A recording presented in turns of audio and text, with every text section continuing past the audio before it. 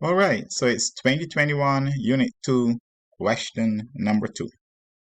I can see the clock ticking, so let's stop ticking and get on with it.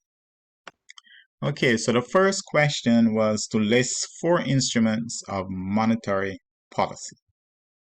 Right, so what are 4 instruments of monetary policy? Let's see. All right, good. So we have open market operations, where the government may sell securities or even buy them back, right?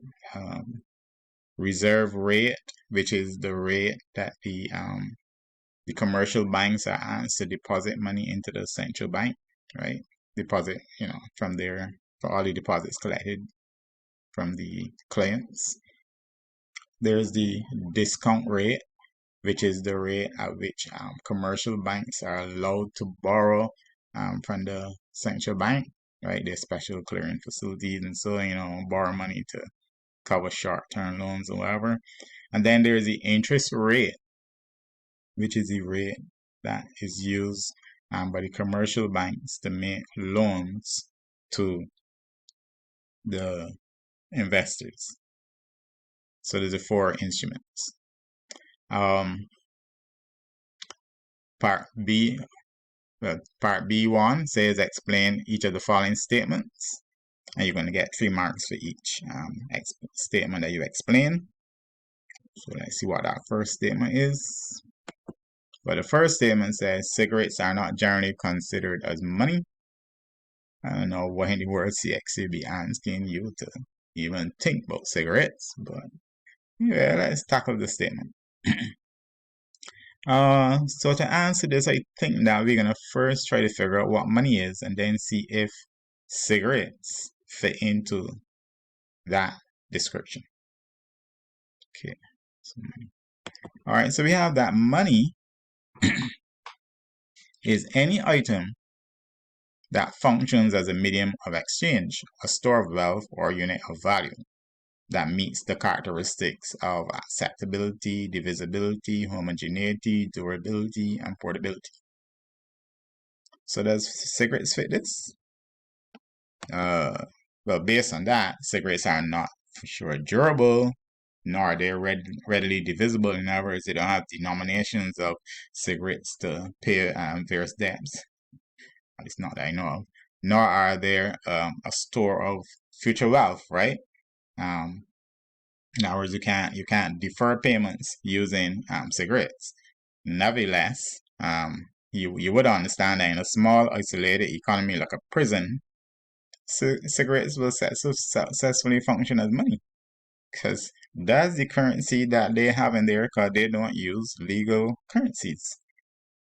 All right, so people trade one out of the cigarettes. All right. Anyway, let's move forward. The next statement. What was the next statement? It says John had just graduated and is looking for a job. However, John's situation is not considered a case of cyclical or whatever you want to call it, unemployment. Well, again, I think that if we figure out what that cyclical unemployment is, we may be able to say whether John fits the thing or not. All right, so let's go with cyclical unemployment. Right, so that is a phenomenon of fluctuations in the business cycle. So when the market is in a recession, right, there's a lack of investment and spending, so less people are employed, versus when the market is booming, and there's increased borrowing and spending because people are investing more in developing their businesses to earn more money, right? So the question is, does John fit into this type of unemployment? Well, we can see not, right? Because he had a job in the first place. So John fits the concept to me of frictional unemployment, which tends to be temporary and natural as workers transition to better or higher paying jobs. So in this case, since John is qualified and is actively pursuing opportunities to find a suitable job, then he is frictionally unemployed. All right. Yeah, it sounds real good there. All right. Yeah. Anyway, 2B Part 2. So in country M, the consumer price index is in 2017 was 110, and in 2018 it was 120. And they're asking us to find the rate of inflation across that period of time. Okay, so we need to know how to find the rate of inflation first in order to calculate it.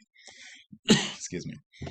All right, so the rate of inflation then is simply the difference in the change between the years over the base. All right, so in this case we're gonna put the 2018 value minus the 2017 value and divided by the 2017 value. So 120 minus 110 divided by 110, which is 10 over 110. And that tells us then that the rate of inflation in country M is 9.09%. All right, 9.09%. That's fairly high. All right, let's move to the next question, part C. With the aid of a diagram representing the market for loanable funds, discuss crowding out. Well, obviously, to answer this question, you're going to need to know what's meant by crowding out. And then you probably need to have a little understanding of how the market for loanable funds work. But that shouldn't be too complicated, because at the end of the day, that's demand and supply curves. All right, but we need to understand what is crowding out. All right, so since they want a diagram, let's first see if we could set a diagram. So what diagram would we draw? Well, you can see here that we want a diagram for loanable funds for that market, right? Because they ask us to show how this is going to happen. So I'm going to put the loanable funds market. And then I would think that, well, I know that crowd now has to do with investment. So I will also, in this case, attach the to this diagram another diagram for the level of investment that is going on. So I could do them parallel to see the change, right? I think that would make sense. All right, so let me set up for my two curves. So I got the loanable funds market, right? Which will tell me how much money is available for loans, right? QM. And I have my investment chart to show the level of investment that is occurring at each particular situation. All right, so let me plot in the supply curve for funds in the funds market. So this represents the supply of funds in this market, and this will represent the demand for funds in this market. So over on the investment line, then I just put in a generic investment line, which is obviously falling down to the right. So let's put that in. And then try to show the connection. So obviously where the two lines cross is the equilibrium borrowing and accessing of funds in this market, right? And therefore, if I were to draw a line directly across to the investment line, it would tell me the level of investment corresponding to this amount of funds being borrowed. All right, so let's do that. So there we have then that interest rate. This is the amount of funds that are being borrowed, and this is the level of investment that is taking place. All right, so let's say now that the government jumps into this market.